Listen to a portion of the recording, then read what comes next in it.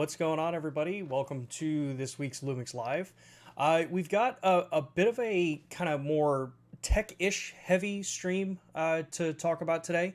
As the title says, we're going to be going over the raw video basics. So if you are experienced in shooting raw video, if you've got a lot of time working with it, this may be a bit basic of a conversation for the information that I'm going to be sharing out today.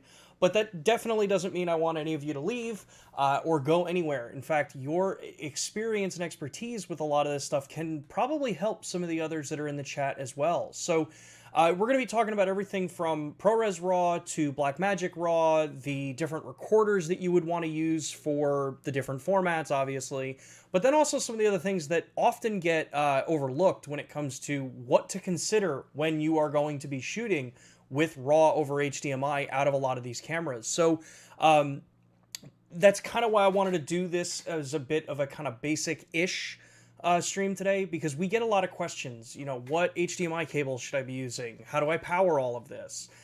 Which version of the monitors should I be looking at? And all of it, hopefully maybe even you learned something if you've been experienced in this for a while, or maybe you're, like our poll is showing already, very heavily skewed towards ProRes RAW over Blackmagic RAW, at least as of right now. But maybe some of this will help, clarify some of the reasons why some people would prefer one over the other. And mentioning that poll, if you haven't already, drop your answer in there. If it's a format that you've never shot in, that's awesome. Hopefully you learn enough here to maybe start playing around with it, since it's a feature that's available in a number of Lumix cameras.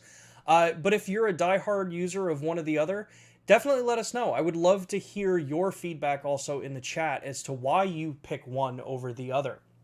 So before we go too far into that, as always, just like every single week, I want to remind everybody about Lumix Pro Services here in the US and abroad. In the United States, we have two tiers available, the red and the platinum tier. The red tier is free. If you've purchased a Lumix camera, definitely go take a look at the QR link on the screen below, or on the screen in front of you. If you are in the US, take a look. Red level is free. You get it. There's not really anything else you have to do other than register. But if you're somebody who wants that extra level of service and support on the back end, take a look at Platinum, the Platinum level membership. The Platinum level membership gets you a number of additional benefits over the red tier, including that 3-year extended warranty that we offer on every new camera when you sign up for red. But with Platinum, you're getting 2 days, 2-day repairs with free next day shipping both ways, 20% off out of warranty repairs, so in case something breaks or gets damaged out in the field. You also get the ability to send your camera in for lens calibrations, cleanings, firmware updates, and so on. So if you're someone who's really relying on your equipment to be in top shape, definitely take a look at Platinum. It's a solid thing to have as a backbone for your creative endeavors when you're actually going out there. If you are not joining us from the US, we also have a link down in the description, which brings you to the global portal where you can take a look at which countries are available and what different levels they have available in their particular regions as well. So be sure to take a look at the links down in the description. We've got all of that. If you don't already and you want to continue these conversations, feel free to go check out our Instagram page. We have a link, again, down in the description. Where you can continue the conversation with us, check out all the latest and greatest, and see some work from pretty cool creatives out there across the board. So, with that, in these streams, if you have questions and you've got, things that you just want to know about this stuff, feel free to drop them in the chat. Tag @Lumix Cameras before it, so that I can see it on my end, and then we can address those questions during the stream. They can be primarily on this topic if possible, but any topic is open on any of these streams that we do every single week. So let's take a quick look at the chat and see how we're doing here. Welcome, John. How's it going, Game Master? ProRes Raw. Would throw Ari Raw under the bus to work with ProRes Raw. Definitely an interesting take. How's it going, Pete? Enrique, JC, Dave's Film Productions. Awesome to see a lot of returning faces. Let's see here. William. I use Assimilate to convert ProRes RAW to DaVinci Resolve Studio. Atomos's discount coupon for registered owners. Free new purchase. Let's see here. JC, if I shoot RAW, B-roll, or ProRes on Ninja 5 from the BGH1 and GH6, will the colors easily match up, or are their sensor and color science too different to take work to grade? So yeah, those are some of the questions that we're going to be addressing through here. Oh, hey, yeah, and I can never pronounce your name. I'm just going to call you A. It's easier on my side. So yeah, so the whole purpose of this is about raw video over HDMI. So I think to start with this is kind of like, what is raw over HDMI, right? We've talked about this in the past before. All cameras record internally, and you're recording footage that's being actually processed, put into a wrapper, and then it's compressed somehow. So that's how you get H.264, H.265, and things like all intra and IPB internally in the cameras. And you're still pretty much Damien. Okay, awesome, cool. Now I know your actual name, so I can say it there.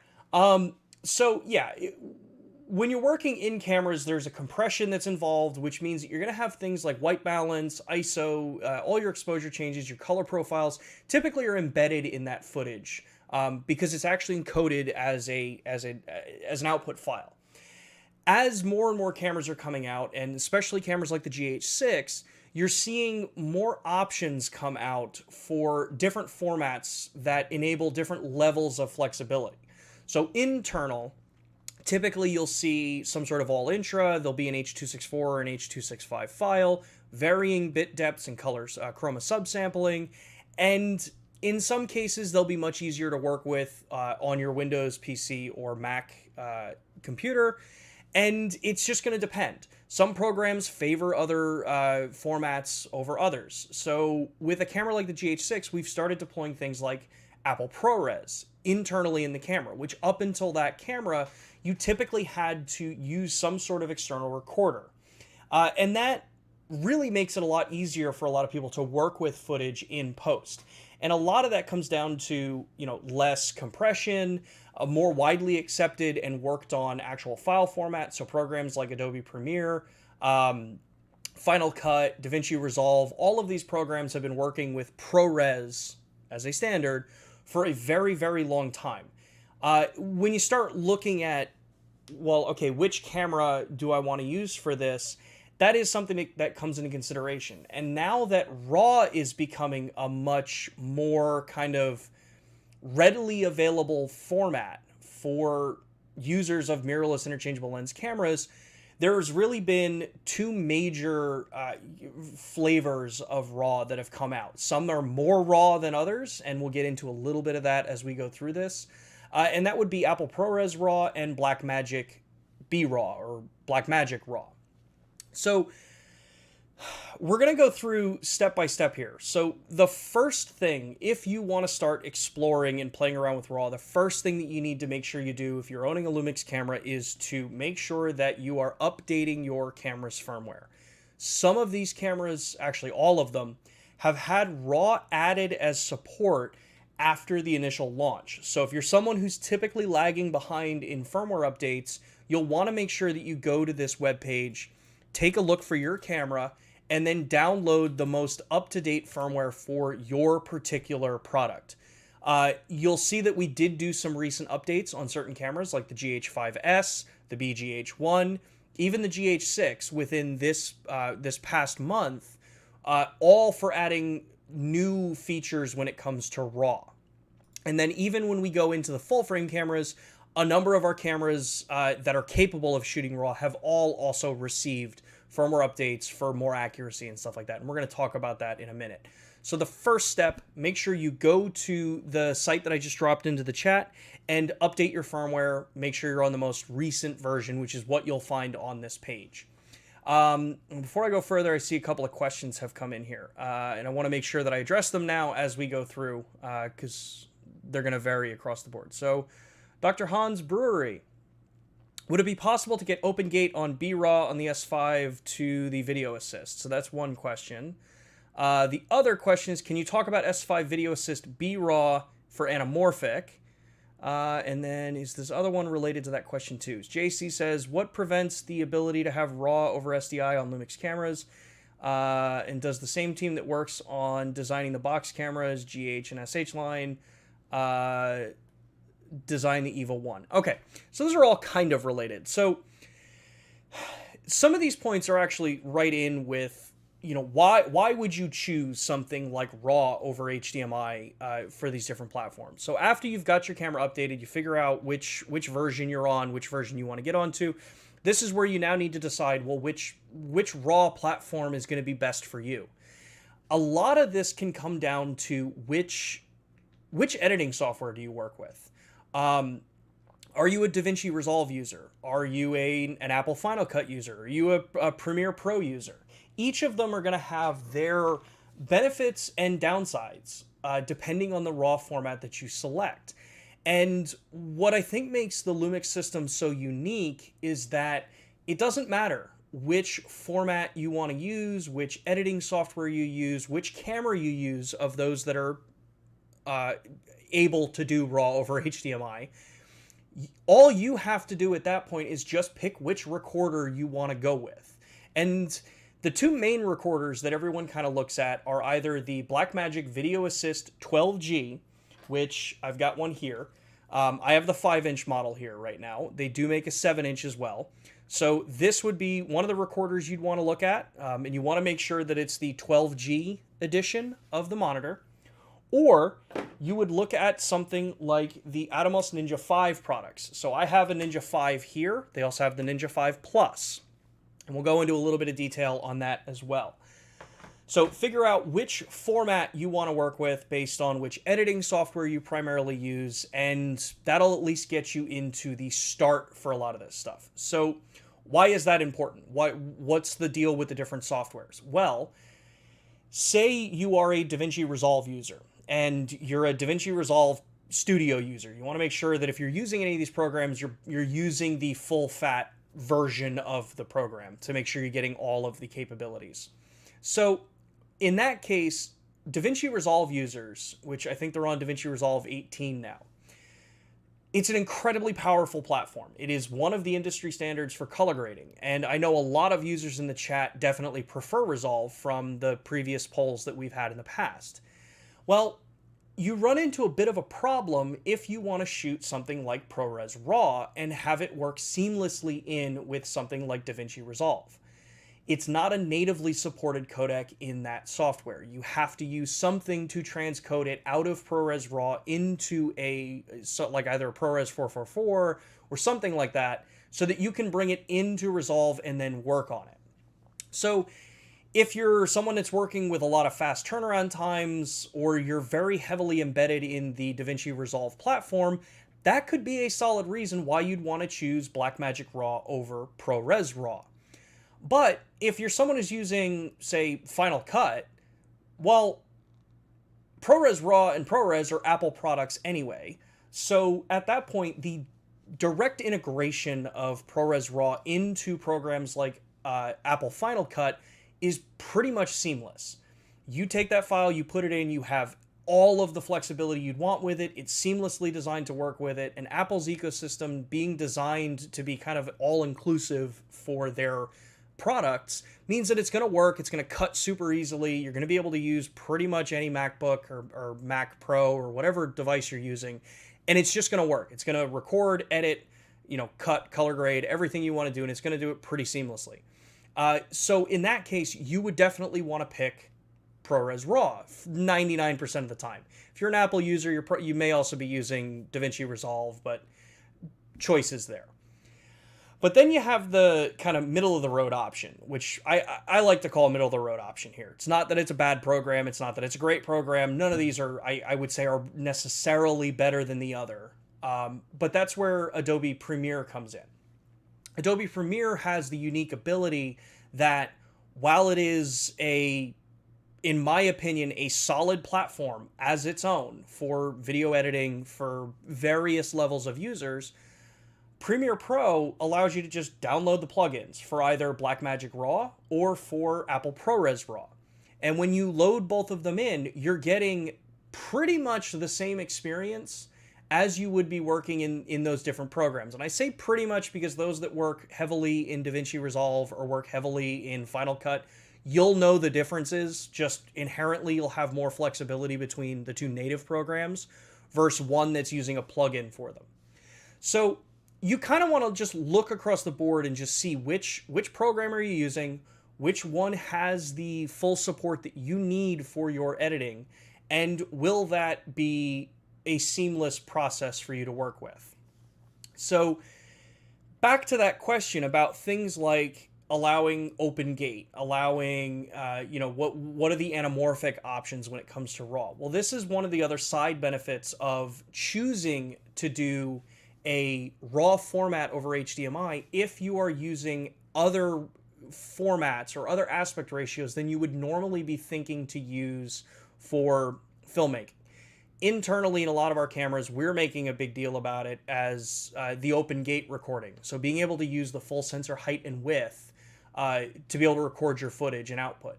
And a lot of this stems from the logic with Micro Four Thirds that your sensor is natively already a 4:3 aspect ratio, which lends itself incredibly well for anamorphic filmmaking.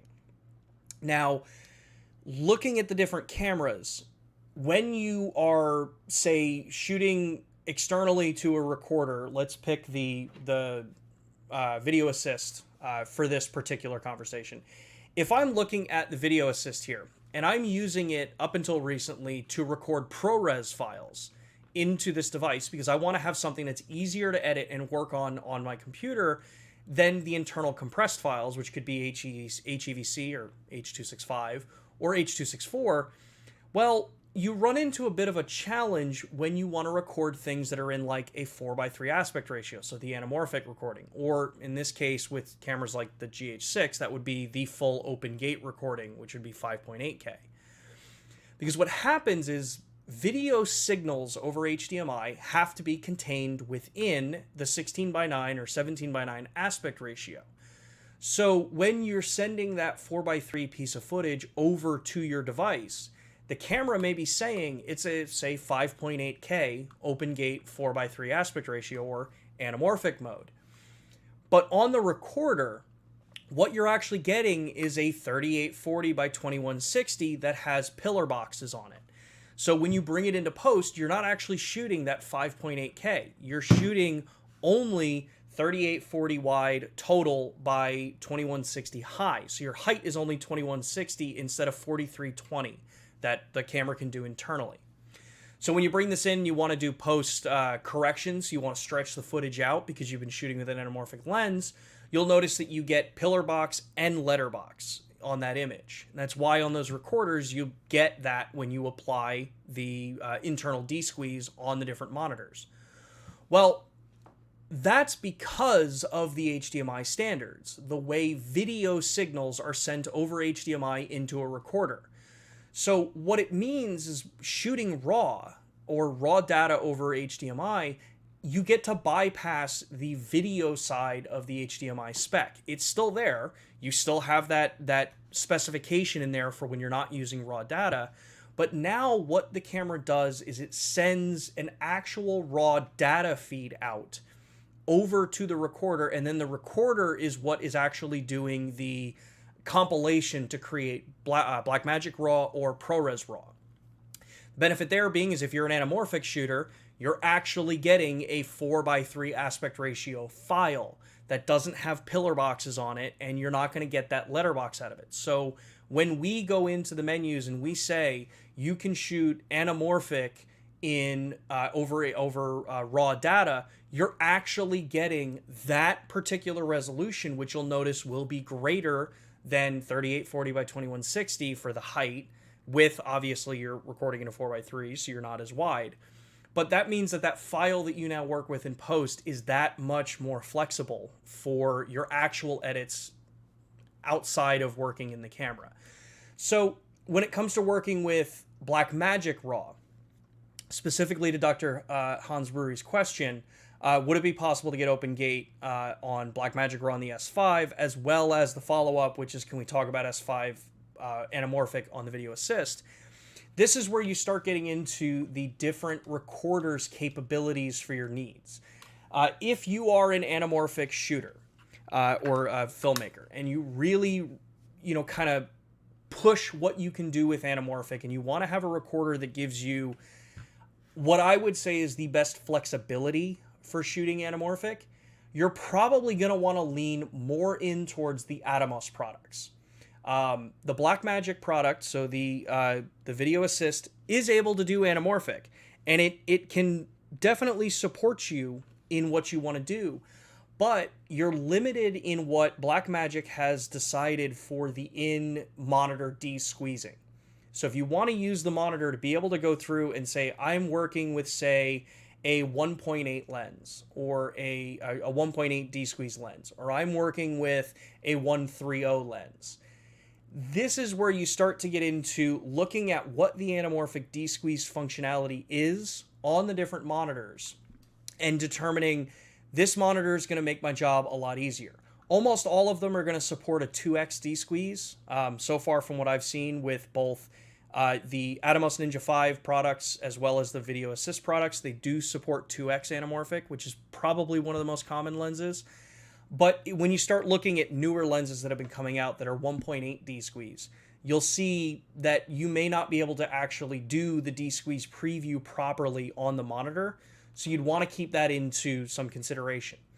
Outside of that, if you don't really care about the de-squeeze functionality so that you can monitor what your footage is going to look like after you bring it into post to de-squeeze, the format's not really going to be that big of a difference, because at that point you're bringing it into software and post anyway, and you have almost infinite control over what aspect ratios you want to de-squeeze this footage to. So using either of them, Dr. Hans, they're both going to be able to do what you want. It at that point does just go back to which software are you using. You just kind of figure out which one works best for you. As far as Open Gate goes, so Open Gate was brought up about the cameras like the S5 in 35 millimeter mirrorless interchangeable lens cameras are full frame. The reference there being this 3:2 aspect ratio sensor. Now, one of the things that you do also consider when you're doing RAW over HDMI is the data throughput. What is required to actually send that full signal out over the HDMI into the different recorders? As of right now, full sensor height and width in full frame is not something that is sent over the recorders into the Blackmagic RAW or Prores Raw. You get close. You have, in a lot of these cameras, 5.9K, which is full sensor width, but you're not getting full sensor height.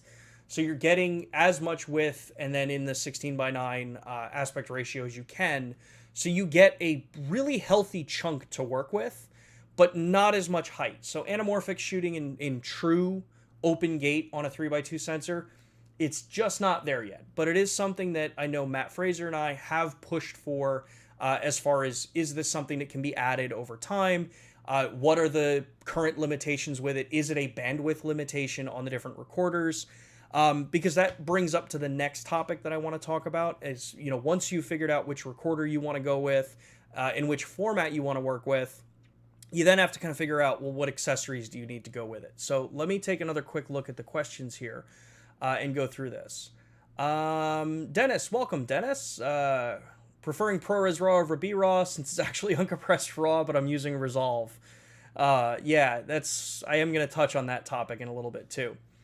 Would love to see Tico RAW like on the Z9. Quality is fantastic, and there's Resolve support. It's interesting feedback. Let's see here. Okay, and this was the other question from JC. What prevents the ability to have RAW over SDI on Lumix cameras? Some of it is just going to depend on which ASIC's being used and what the SDI port is designed for. A lot of the teams that design our cameras do co-design, or they do work with the teams that work on things like Vericam or EVA, stuff like that. So a lot of it can just come down to product category. You look at all of the mirrorless interchangeable lens cameras, and HDMI is the prevailing connection for these.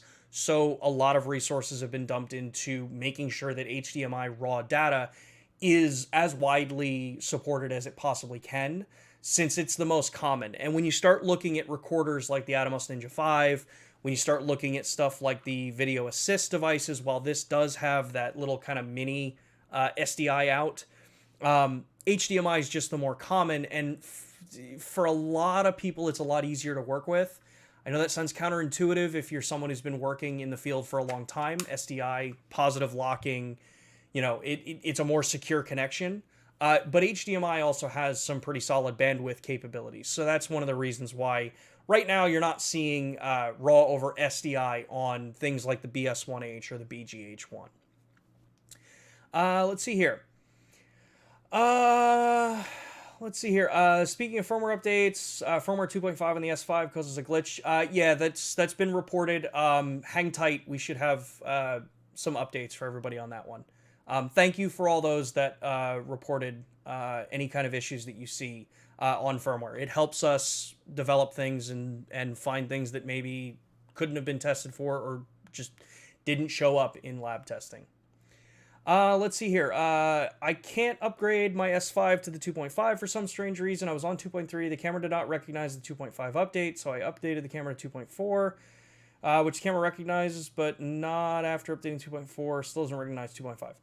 I'd have to check in on that one. I haven't really noticed or had any problem getting my S5s updated to that.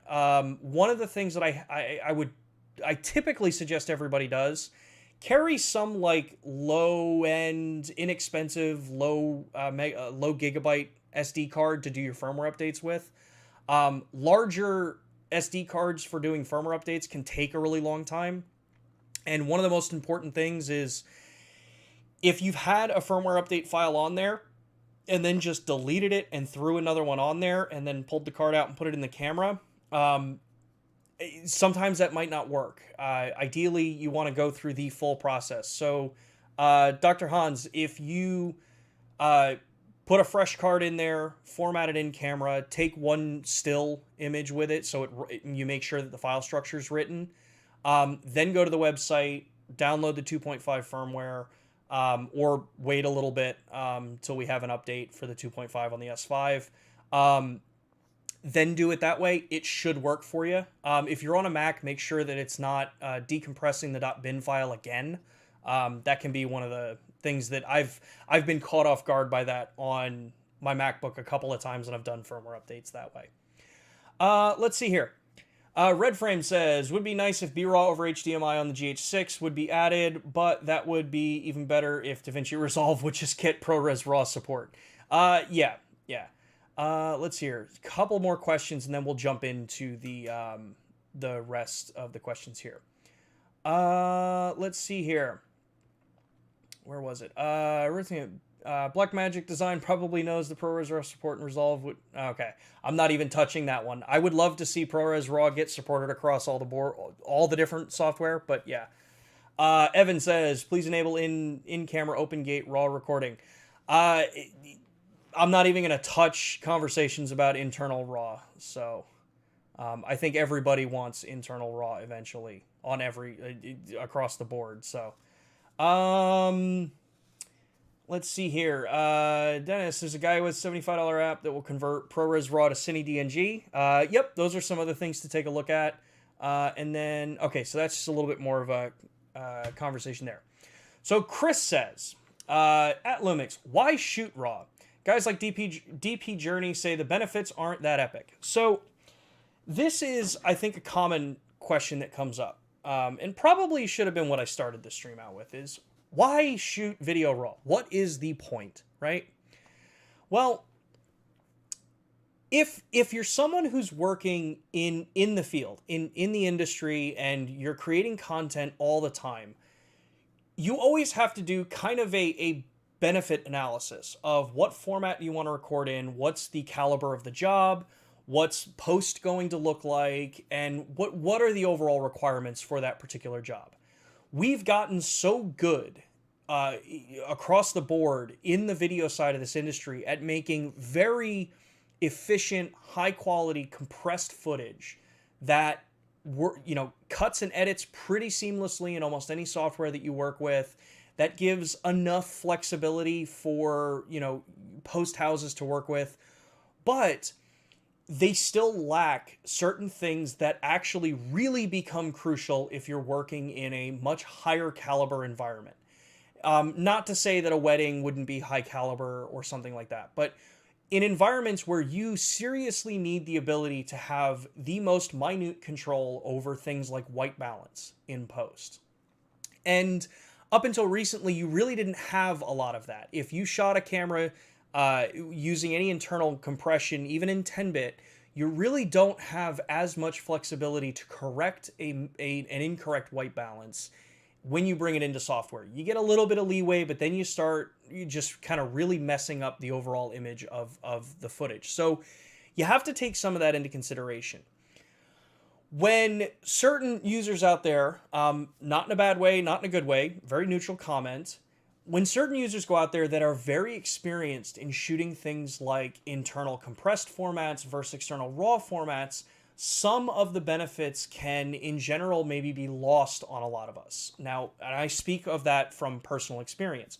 Having the ability to shoot any of these formats across the board, even if it's a better quality format, doesn't really do me much if I'm not actually doing a lot of post-correction to it. So, the reason you would want to shoot RAW over HDMI is the same reason why, if you're on the photography side, you would shoot a RAW still image over just relying on the JPEG. You need post flexibility. You need the ability to actually work with this file in maybe more challenging lighting scenarios or more challenging color scenarios. So RAW video gives you that. And in particular, the update that we released for the Blackmagic Raw update, which is the one that I was just showing before on this screen here, if you look down at the right underneath my camera, so right down there, you'll see the window here. This is basically the reason why you would want to be shooting RAW. You want to have accurate adjustments for things like white balance in post. There are a lot of misnomers out there when it comes to RAW, thinking that it's going to give you expanded dynamic range, or it's going to be, infinitely better in post and image quality wise than an internal compressed codec. And while in some cases certain parts of that conversation are true, the concept of getting more dynamic range out of RAW is just not true. You don't get more dynamic range out of it. What you do get is more flexibility. So I want to be able to change my clip from, accidentally shooting that clip in tungsten lighting conditions because the white balance got bumped. Or I had to quickly run from outdoor to indoor and I never set the white balance right. Shooting in RAW gives you that ability to recover that piece of footage back into your normal shooting. So that one clip doesn't just get thrown away because now it's horribly blue tinted when everything else is being shot in daylight. And vice versa. If you're shooting something in broad daylight and you needed it to be shot in tungsten because you're going for a look or you're shooting at night, those are the things that RAW will massively provide you. The other major things that RAW provides you is a much better kind of negative to work with. If you've shot film in the past at all, whether you're in photography or you're in videography or cinematography, whatever side, if you've shot film, you know about how much flexibility you have in that piece of footage because of just how, better way to describe it would be just how thick that file is. So how much you have for pushing and pulling of exposure and just kind of like the structure of the image. Because of that, you have infinitely less post-production or post-processing being done in the camera to a raw external piece of footage. So what I mean by that is that internally, with almost every single camera that's out there, there are noise reduction algorithms applied, there is sharpening applied, all of these different things to create the image in camera that the manufacturer wants to put out, that gets the best result from what you can do internally. For 99% of us, it's perfectly fine. Some of us may think they may be a little too over sharpened, but there's some tools to do that. Some may think noise reductions may be a little heavy handed for their personal taste. And again, that can be adjusted and changed a little bit, especially if you're shooting in things like log. Well, and I'm sure that there's a couple people in the chat that are also going to kind of back this idea up. There is a big benefit across the board to creating video, just like you would with stills, with the purest version of the image that you can, because software, on a computer, whether it's Mac or Windows, is going to be able to do some pretty impressive things when it comes to applying things like noise reduction or sharpening, or edge detail definement, things like that. Better so than what cameras can do internally. So when you start looking across the board, figure out, are you okay spending time in post to work with a piece of footage that is probably going to be noisier than what you're used to working with in camera, but with that little bit of extra work on your side, will have the ability to produce a much nicer looking image and a quote unquote better looking image than you would internally. That's not even getting into the conversations about the difference in chroma subsampling versus raw video recording, or the concept of shooting something like ProRes 444, which is not, it's using 444 for your chroma subsampling and things like that. You start looking at these different aspects of the image that you're working with. But I will put up a really big waving flag here for a lot of us. You may find after you start playing around with RAW and working with it that it may not really actually fit your particular style of shooting. You may need really fast turnaround. You may have a perfectly powerful enough computer to be handling the H.265 or the H.264 all-intra or IPB codecs or long GOP codecs from the camera. So a lot of this may be a really nice to have, but not critical to your particular kind of work. So those are the things that you have to figure out as a filmmaker, as someone who is wanting to, kind of explore in this side of the industry. Something I will tell you is that it is incredibly fun. If you ask anyone in the chat that works with RAW, deep down, I'm sure most of you will probably agree that it is fun to be able to have all of that flexibility at the tip of your fingers. And it can be incredibly rewarding when you edit an entire project or you edit a clip that you're playing around with and you get that perfect look that you wanted out of the camera, and you're not being confined by what an H.265 or an H.264 compressed image would actually provide you out of the cameras because of the built-in temporal noise reduction, the sharpening, things like that. So that was a bit of a diatribe on why you'd shoot RAW. And again, I'm trying to keep this relatively basic for those that have never shot with any of this before. So let me jump back. I see a lot of comments and questions have been coming back through here. Let's see here. I think I was back up here with Keith, and you guys are talking about that software or the service right now that doesn't do the conversions on Lumix cameras yet. I would love to see them add support for us. True. Let's see here. Okay, so a couple comments here about white balance, things like that. So one thing I do want to address here, actually, Dennis, you brought this up about white balance when it comes to Blackmagic Raw. So Blackmagic Raw, one of the things that actually came out is the firmware update that we just released, which improves white balance accuracy and in some cameras actually adds white balance control when you're using specifically Blackmagic Raw. Now, there are, as we said, there are different flavors of RAW out there. You have Apple ProRes Raw, which on the Apple site, you can read everything you want about it. You can even pull up the white paper from January 2020, which explains everything about it, how it works, what its data rates are, all of that stuff. So I'll drop links into the chat for those that want to read up on this kind of stuff. So you have a number of different options here. Apple ProRes Raw, or you have Blackmagic Raw. Now, both of these are called RAW. They are both formats that give you some post-correction, maybe not as much as a true, like, uncompressed, cinema DNG kind of RAW file. But that's the difference here. These are still compressed RAW files. So the differences come up in how they're being created. With Apple ProRes Raw, it is much, much closer to a true raw video format in the sense that it's not being partially debayered. It's literally coming from the camera to the recorder, and then it's being converted right into ProRes Raw.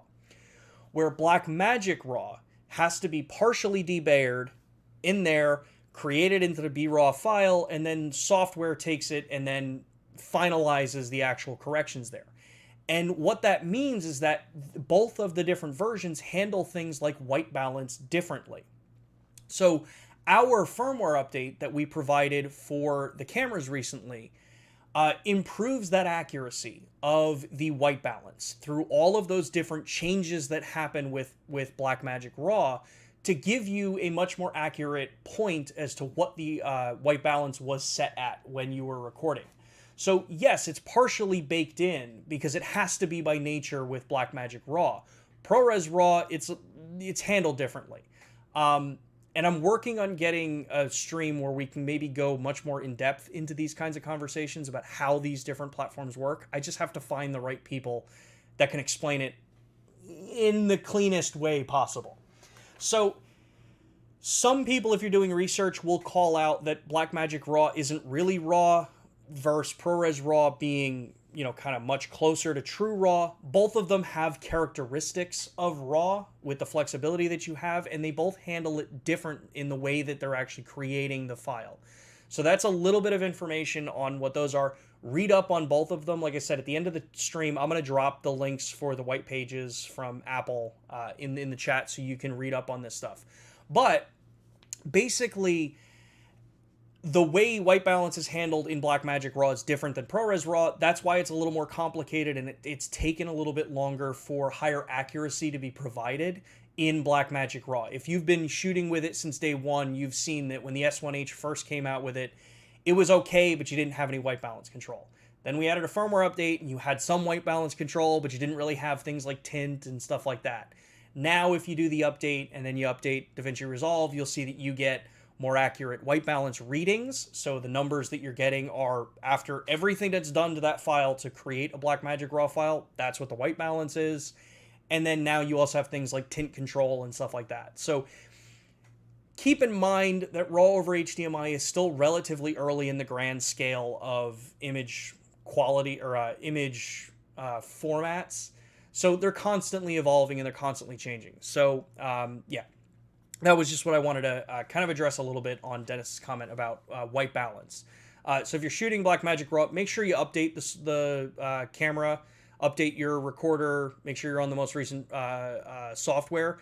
You may see some differences in the way your white balance was reported beforehand versus how it's reported now in the software, but now in the software is much more accurate. There's a lot more metadata in Blackmagic Raw and the way it's handled because of how it's created. Let's see here. I saw a couple of other questions here too. And for those that are just joining, if you have questions, drop them in the chat because we're addressing pretty much everything about Raw and ProRes from a basics level here. Keith says, completely disagree about the dynamic range. ProRes Raw gives you 12-bit separately for each pixel, while 10-bit gives you the same dynamic range but less accurate. So, while yes, we can agree to disagree. ProRes Raw formats do not give you more dynamic range to say how the stops are. The distributions are different. You work with 12-bit versus 10-bit, the way the log files are, but it is not just magically giving you more dynamic range than what the internals can give you. So it's a matter of how software interprets and the files that you work with. So there are some differences there. Let's see here. FC says, is it possible to record ProRes Raw externally to the Ninja while recording H.264, H.265 to the internal card of the camera? At this current time, and I believe this current hardware iteration, and I'm fairly certain this is true for every manufacturer, it's basically not possible. The amount of headroom that's needed to offload and send the raw data out and also be able to record, encode, and save to a card, my understanding is that that's beyond what current camera processors can do. And that's across the board for all of us. So there's just some challenges there. Let's see here. What was the other question? Still waiting for 7-inch Atomos recorders that'll do ProRes Raw for the GH6. The Ninja 5 is too small compared to the Shogun Inferno. Yeah, that's been one of the questions I know a lot of people have asked. Having a 7-inch monitor can be really nice. I had the Blackmagic Video Assist 12G 7-inch one for a little while, and it was gigantic. It was nice to have, but Personally, I always preferred the smaller ones. But yeah, that's the kind of feedback you got to let Atomos and all of them know. John asks, what's your IG? Instagram? I don't even know. My Instagram is smrphoto87. Let's see here. Dennis says, to be fair, with the right processing and scene referred workflow, GH6 internal ProRes can be pushed really far, much further than anything I've seen on previous Panasonic cameras internally. Very true. So with the RAW workflow, as we talked about it, you've got a couple different options. And internally, we were talking about ProRes. Well, ProRes has a lot of flexibility, but now ProRes Raw being the external side of it. What do you need to make sure you have that enables you to be able to do all of this, right? Well, we're looking at, I have 7 overhead here, and I'm taking a look at a couple things to keep in mind when you're looking at RAW external recording. So to start with is going to be the recorder, right? Which recorder do you choose? Do you go with something like the Blackmagic, which in this case, it's the 5-inch like we've been talking about, or do you go with the Atomos Ninja 5 or 5 Plus? Once you figure that out, you need to consider your cabling options. So cameras like the S5, which has a micro HDMI port, you want to make sure that you're using a high quality, either full size HDMI to micro HDMI, so it's type D to type A, or you want to make sure that you're using a very high quality type D to female type A adapter. Now I have 2 of them here that I want to show. I have one that's attached right here on my S5. This is from SmallRig. This is the one that they sell that has the attachment point so that you can connect it to the rig. It's micro HDMI on this side that plugs into the camera, and then it's a female HDMI full size right here on the actual other end. So that's one cable that I use, and that has been the most reliable connector that I've used to date. But you've probably also seen ones like this. This is a cheapo online purchased micro HDMI to full-size HDMI adapter. This particular one, I think I got it online for something like 10 bucks, maybe even less than that. This one does not work. This one ends up actually causing a bunch of cutouts, drop frames, and signal issues anytime I use it for things like raw data. Now, the reason this is important is that on any camera that's not using a full-size HDMI port, while the full-size HDMI cable that you're working with may be the correct throughput, and that would be either classified as things like HDMI 2.0, HDMI 2.1, if you want to go the very generic, confusing naming structure, those are kind of what you look for. But really what it comes down to is you want to be looking at HDMI cables and devices, so even the adapters, that state what their gigabit throughput is. Linus Tech Tips does a really good video on HDMI standards and the throughputs and explaining what the different outputs are. So I would definitely take a look at that video. I'm not going to link it here, but you can definitely go find it.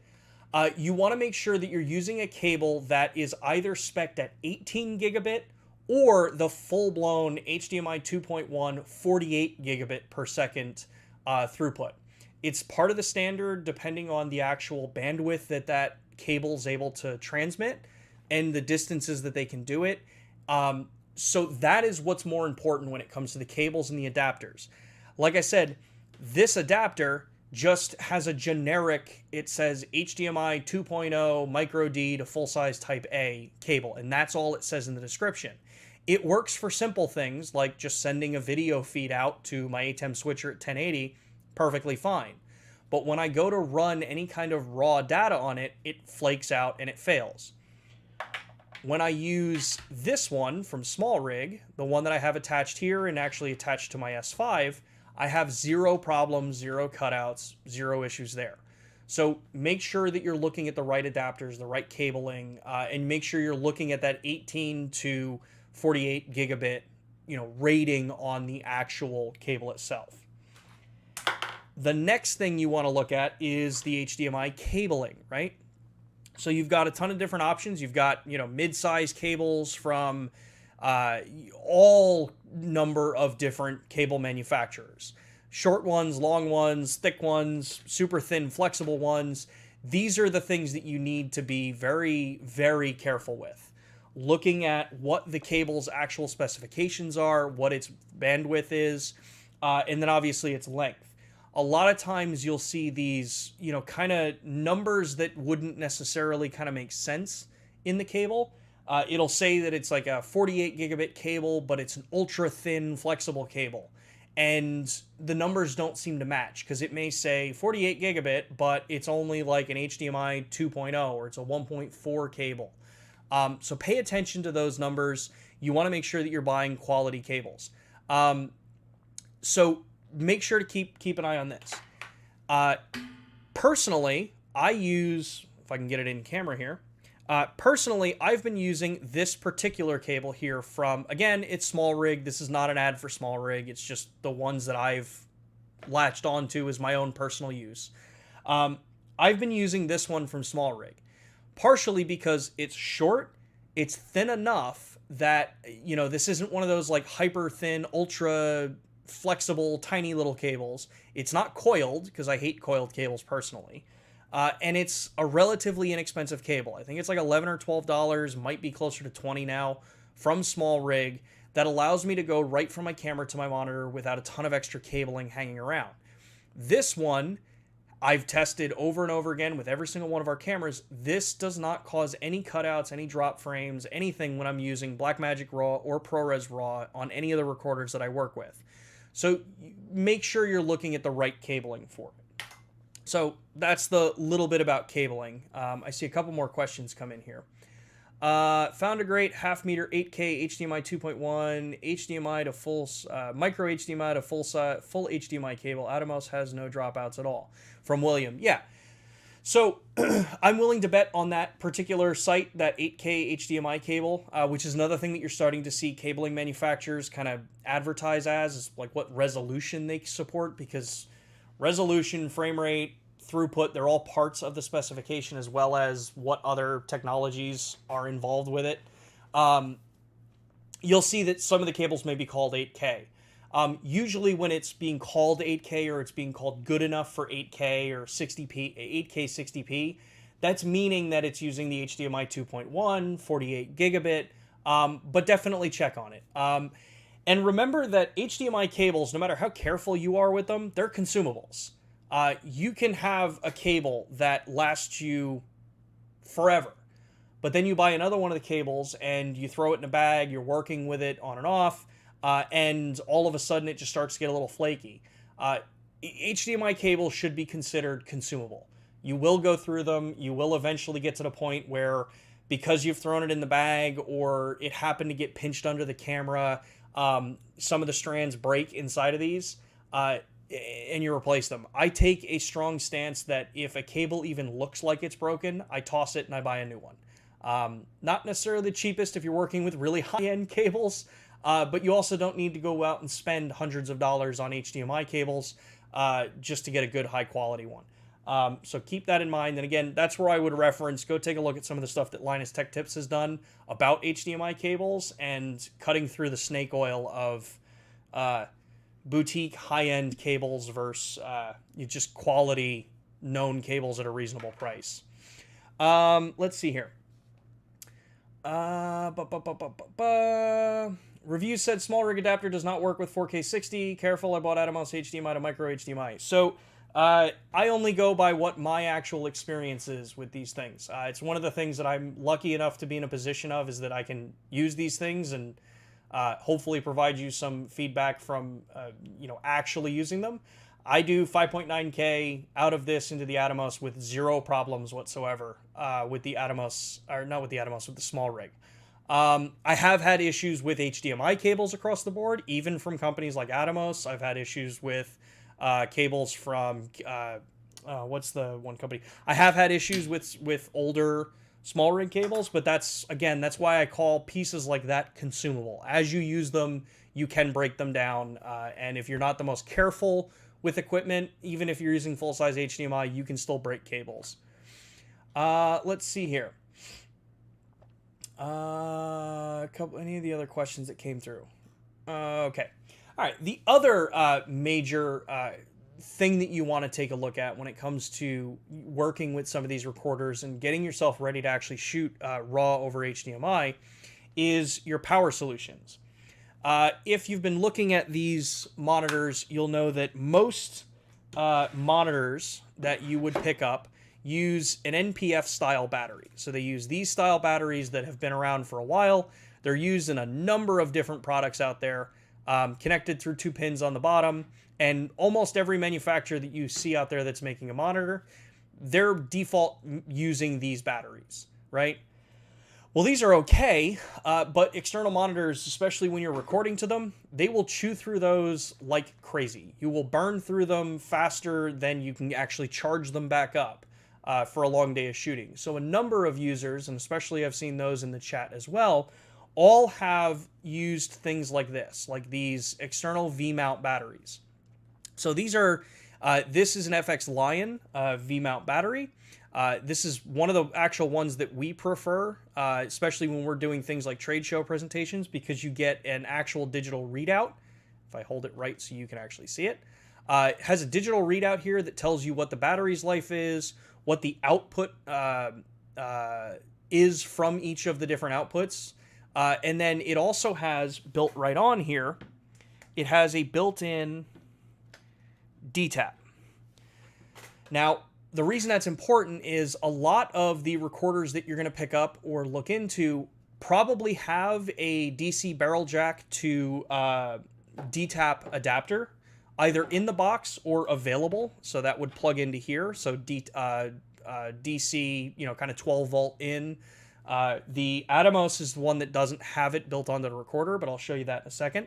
So you want something that goes from this right into the DTAP on a device like this, the FX Lion. Now, the reason I'm showing this one in particular is this is what we've been using for a lot of the shows where we want to be just showing an actual monitor and also being able to show the camera in operation, because this gets me that DTAP connection that I showed you. So you have the DTAP connector here on the side, but then on the top of this, you also have this port cover that has a USB-C PD spec'd output on here. So this one battery can be attached to the rig that you're working with, power your monitor, and also provide the USB-C PD power to your cameras like an S1H or the GH6, and be able to just constantly run the power. The benefit here too is that you can still have the NP style battery in the Blackmagic. You can have the internal battery. You have to have the internal battery within the Lumix camera. So when this dies, it's a matter of just changing this, because the camera is going to revert to the internal battery when this no longer provides power over USB. And these charge up pretty quick. You also don't need to have to charge this with a V-Lock style charger. You can also just charge this over USB. So power is going to be one of the things that you also want to make sure you're keeping in front of mind when it comes to working with external RAW recording. These monitors are power hungry, whether you're working with the Atomos or you're working with the Blackmagic. So keep that in mind. Let's see here. Jake says, I have a question about external recording. Jake, okay, there's your question. When recording to a Ninja 5, let me go back to my main camera. When recording to the Ninja 5 or Ninja V, and recording externally, not just RAW, do we lose out on any in-camera features, IBIS, lens corrections, etc.? So, this will depend. If you're shooting out ProRes, no, you're getting basically everything. The only things that don't go out over HDMI are things like waveform from in the camera, or things like vector scope. But if you're recording to an external device, you don't want that information being sent over HDMI anyway, so you're turning it off. And then the monitor's tools are going to be what you'd use for that side. When you're shooting RAW over HDMI, this is one of the other pieces to keep in mind. RAW over HDMI does not carry the camera lens corrections that are done across the board. So what that means is if you're looking at an ultra wide angle lens, so say you're on, think something like the 8 to 18 millimeter, right? And you're shooting at 8 millimeter on that lens, and you put it into, you're shooting externally for ProRes Raw or for Blackmagic Raw. When you bring it into software, you will see more distortion. And that's inherent with RAW, because RAW doesn't have that information baked into the file. So this is where post-editing also does come into play. You need to understand that you're going to have to spend more time doing some geometry correction to your images. It'll be the same as if you're working with, in any modern digital lens camera. They'll all have that challenge of, in post, if it is actually RAW, or the closest to RAW that you can get, you will run into the fact that the in-lens profiles that are done for every modern lens across the board, through all of them, you see that lens corrections don't get carried over, so you do need to correct for those in post. What was the other part of the question? As far as things like IBIS, you don't lose IBIS. With the Lumix system, you don't even lose autofocus, so you can still use autofocus if you want. Though usually if you're shooting in RAW, you're probably in a little bit more of a controlled environment, so you're probably more likely to manual focus. I know that's not a full-blown, I don't mean that as across-the-board statement. Just statistically, you're more likely to be wanting full control over every aspect of the image. So yeah, there's really no downside to doing it other than you have to spend a little bit more time in post to do things like noise reduction, potentially any kind of sharpening. You have to do some geometry corrections to some lenses. If you're using external, like manual cinema level lenses, probably not going to have to do much geometry correction. You may have to do it on wider lenses. Like if you ever look at, wider angle anamorphic lenses, they have some pretty severe distortion, but a lot of times it's left in, even in major motion picture, because that's the look that the lens gives you. So those are the choices you have to make as you're filming. Is it something that's critical to that particular shot that you're doing? But that's the purpose of RAW. It gives you all of that flexibility, so you're not bound by whatever the camera manufacturer has chosen for that particular style. Let's see here. William says, PD outputs for the S5 is fantastic. Been using a 65-watt power bank in a belt pack to power your S5 for long term. Runs out of storage long before power. Yep.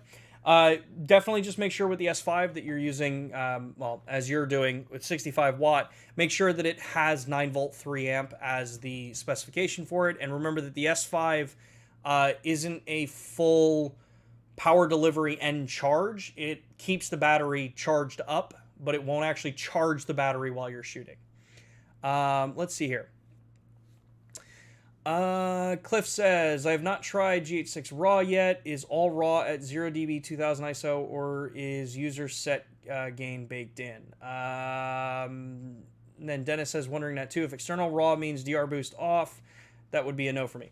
So DR boost on the GH6, when it comes to RAW over HDMI, is the same way that it functions in camera. You can turn DR boost on, you can turn DR boost off, because inherently that system is before the image is actually created. So it just changes which way the system works. If you turn DR boost on and you're using RAW over HDMI, your 0 dB is going to be at 2000 ISO.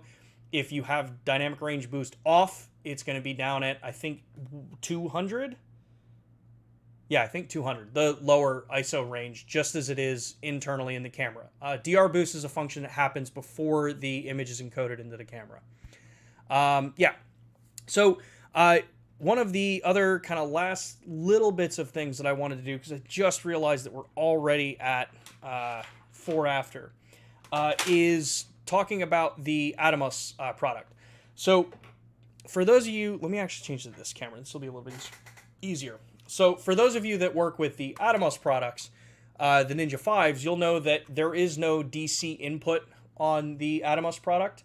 So you need to actually fill the NPF style battery port here with an adapter that you can get from Atomos. I can't remember if it comes with the recorder. It's been so long that I've had this recorder, and I don't have the box, and I don't have all the original accessories. But this will just slide right in, connect in just like you would a battery. And then this will give you your ability to run the DC port right into it with a locking cable. So you will need this if you want to do something like working with this and with this V-Lock battery.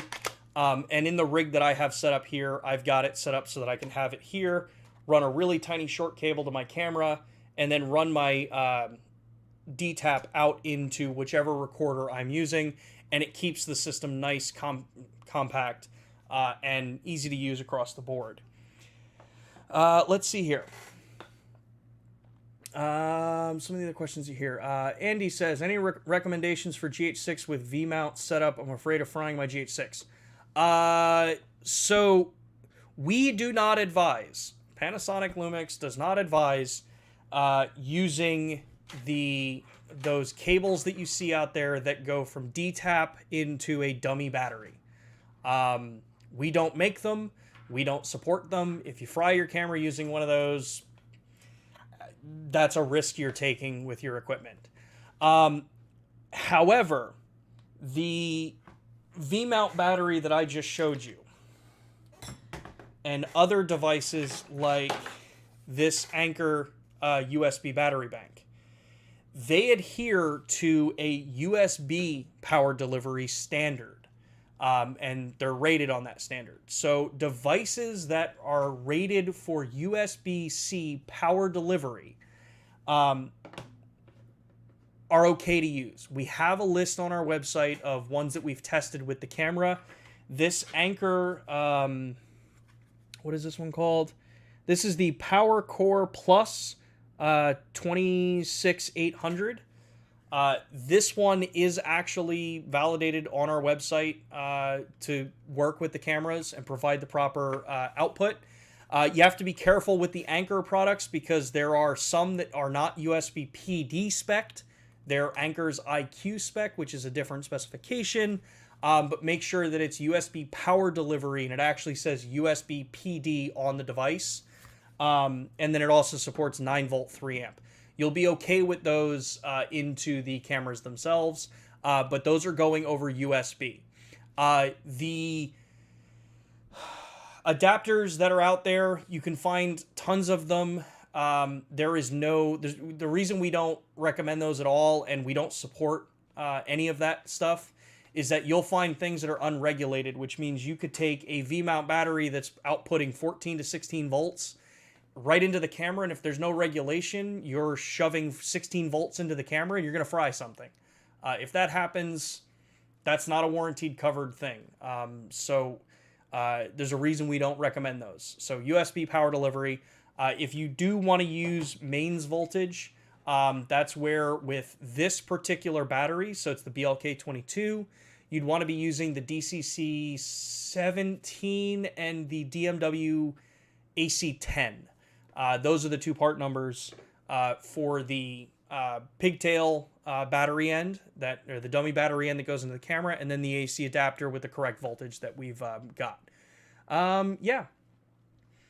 Let's see here. Any other questions there? Dennis says, interesting find. At least with B-RAW vignetting, compensation gets baked in. Octagon banding, which made me wonder where the processing debayering happens when I first noticed it with B-RAW. Yeah, so something to keep in mind is that B-RAW versus ProRes Raw. I know we've been very heavy on Blackmagic Raw. Blackmagic Raw has a lot more things baked into it. There's noise reduction baked into Blackmagic Raw that's not in ProRes Raw.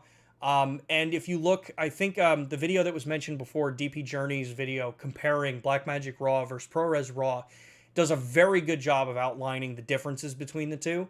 And what you can actually expect to find in it. You'll get more detail out of a ProRes RAW file, but it will be noisier, so you'll have to do more work to, kind of clean it and make it work really solid, versus Blackmagic Raw, which may be cleaner, but you're losing detail, and yes, you get the higher compression ratios and things like that, It's just different ways to work. So ultimately, pick which one works best for your software. And anything beyond that, a lot of times, unless you're on a major production, you're probably splitting hairs in what any of our end clients or end users, or even ourselves, after you edit the footage out and put it on a TV, you're probably splitting hairs in what a lot of people will notice between those two formats. Let's see here. Keith says AC10 and DCC16 is for the S1, S1H, and S1R. Yes. So that's that one. DCC17 is for the BLK22 batteried cameras. So that would be GH6 and the S5. Jake says, can the Ninja 5 or Blackmagic recorder control menu settings on the BS1H while recording to RAW? No. So the only monitor that I know of on the market currently that allows menu control over on the display for the box cameras is the Portkeys BM5WR. I think the L5 or L5-2 or one of the other ones. They do have control of the camera menu. You just have to connect the camera control cable into it, and that will allow you to control it. At this point, Blackmagic and Atomos don't have that support yet. Let's see here. Sean says, is there still an audio issue with the AC adapter on the GH6? I had it with the GH5 and not tried it on the GH6 yet. I've never had an audio issue using the external power supplies. Were you using, I would ask Sean, were you using the actual Panasonic ones that we sell, so the actual brand ones, or were you using third-party ones? Dennis says, from my experience, no, USB PD external audio mic in, don't have any issues. And then you said, had audio interference when using dummy batteries in the GH5 and was wondering if there was an issue with the GH6. So the biggest thing that you would want to check is, are you using the genuine Panasonic ones or are you using third party? If it's third party, most likely you're running into an adapter that may not have, So if you're using third party, you're using an adapter that may not have the proper shielding, may not have the proper voltage control. That's why we never recommend, and I wholeheartedly do not recommend using third-party power solutions for anything outside of what is spec'd. So the reason I'm fine with talking about these two particular devices is because they are sending power to the camera through USB PD, which is a standardized specification, and they're from reputable brands.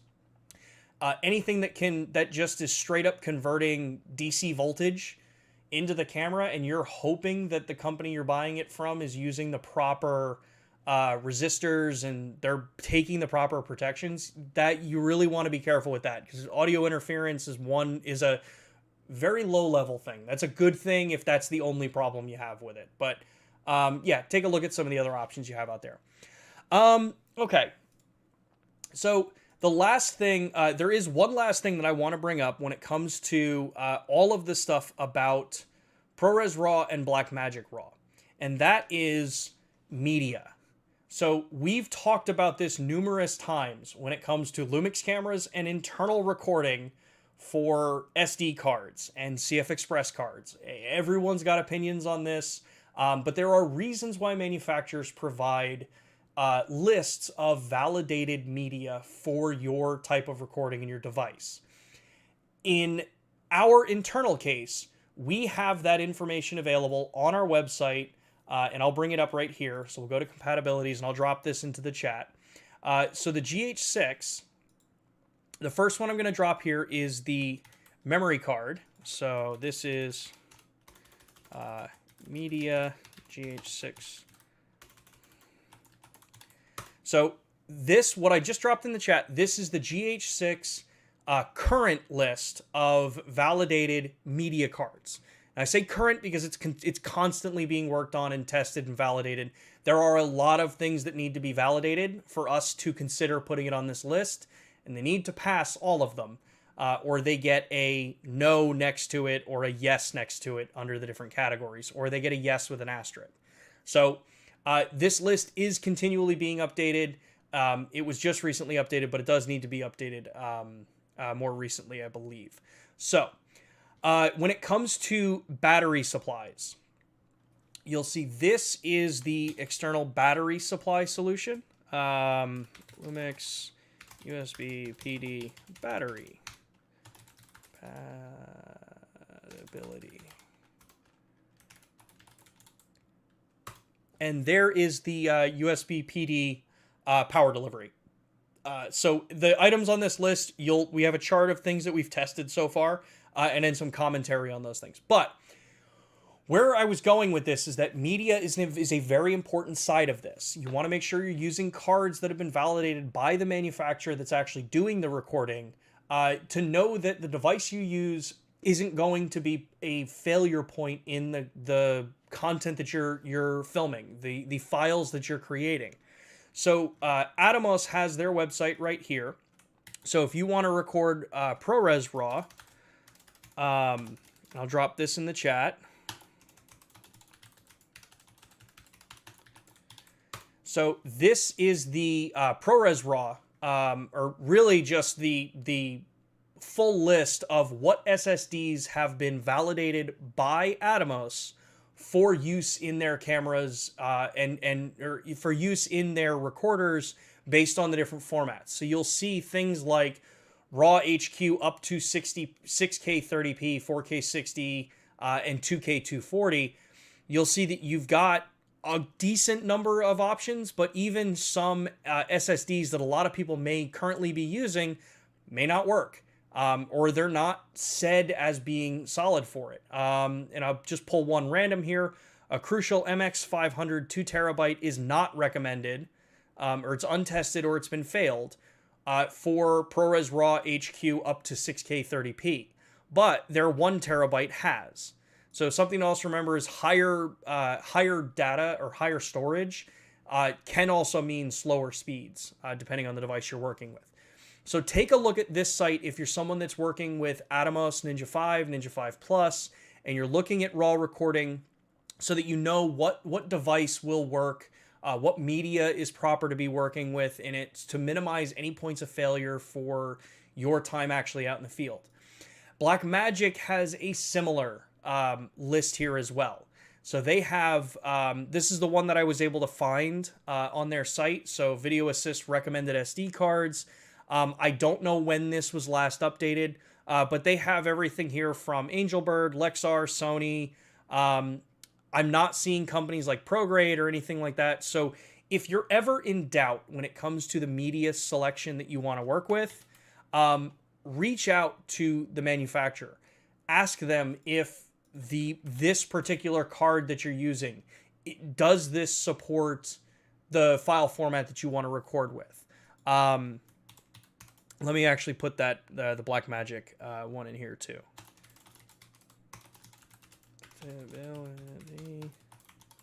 Help if I could spell compatibility. There it goes. So yeah, those are the different options there. And then if you're working with the Blackmagic Video Assist devices, the other advantage that you have is a USB port on the bottom. The USB-C port can also be used for storage. And I think, as Dennis has commented in there, I think it was Dennis, using something like a Samsung T5 drive, I use those all the time, and it works fine with the Video Assist as well. So keep all of that stuff in mind when it comes to figuring out which media you want to use in these different recorders, and then which platform works best for you. Each of these are going to give you varying different levels of things like ISO control and white balance and the resolutions that are available. And when it comes to working with it in a Lumix camera, remember that we're providing you as close to RAW as you possibly can with a system, which means when you're shooting things like 4K or Cinema 4K, which is the common 17:9 aspect ratio that we use for RAW over HDMI, you will be using the actual Cinema 4K aspect ratio and pixels. So if you want to shoot in 4K, you're going to be working from a cropped region of the sensor using the actual 4096 by 2160 pixels.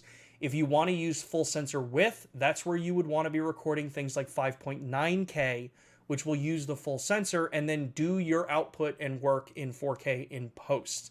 That will give you the benefit of using full sensor width at up to things like 30p, depending on the camera.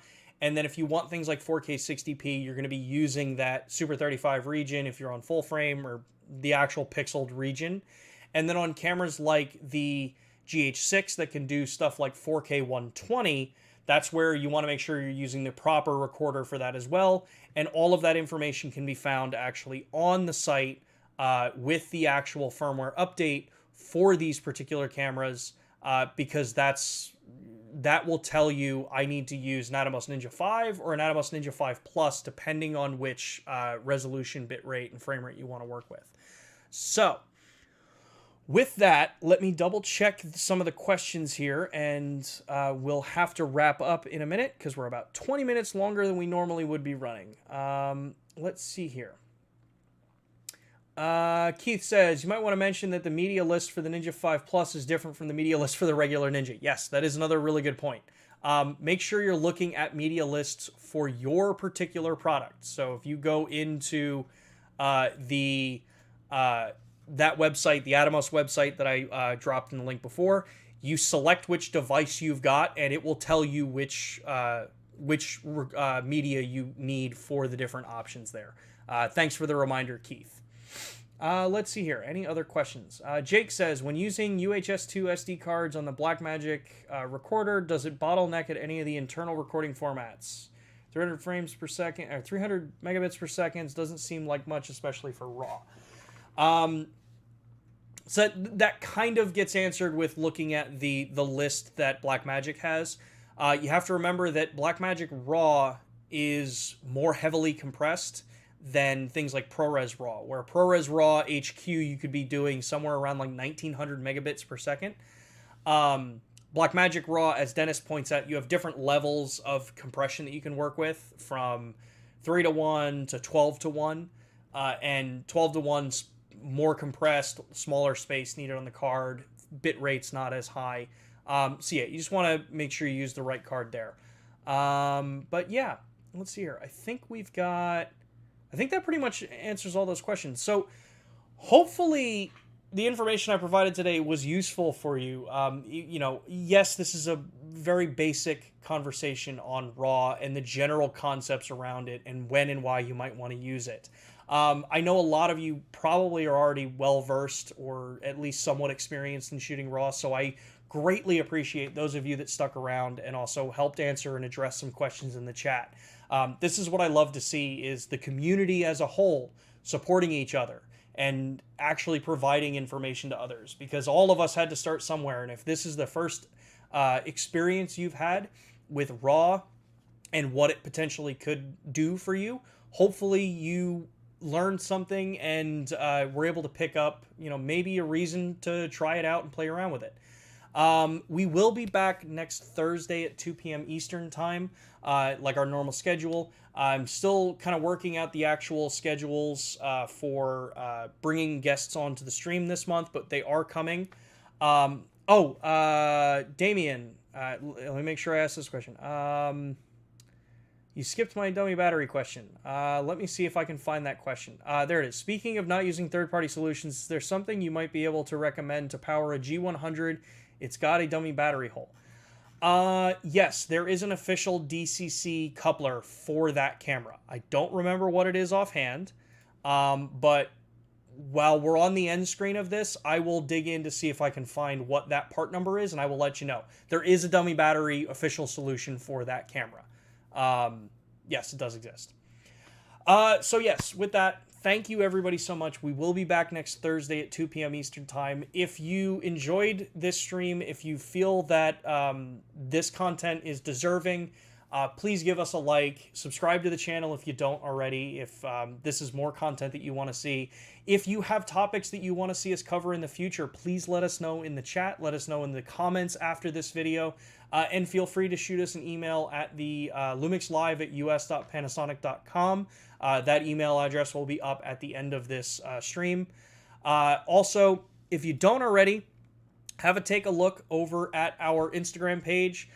We are active over here. Lots of different types of content.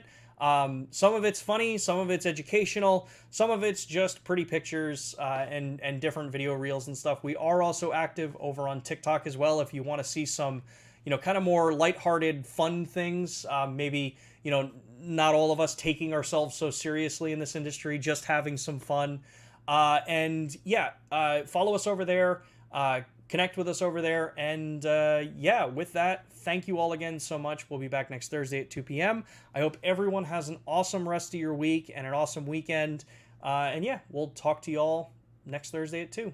Thanks, everybody.